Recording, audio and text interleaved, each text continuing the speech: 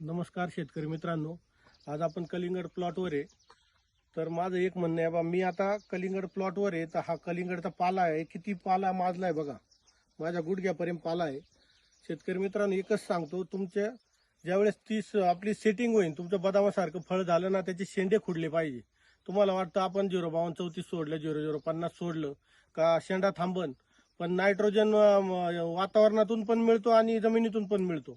त्यामुळं आहे ना, इतके वेल पळायला लागतात का फार हे आता आहे ना 20-25 दिवस झाले ना, बेडच्या खाली आता गेले नाही पाहिजे, म्हणजे शेंडा गेला नाही पाहिजे.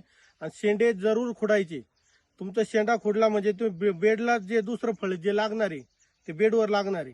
आता हा पाला माजल्यामुळं, आता हे दादांकडून थोडी चूक झाल्यामुळं हे माल बघा, एवढा पाला माजल्यामुळे माल आतमध्ये फाटला. म्हणजे हा पाला आहे ना, याच्यातलं पाणी वाढायला लागला.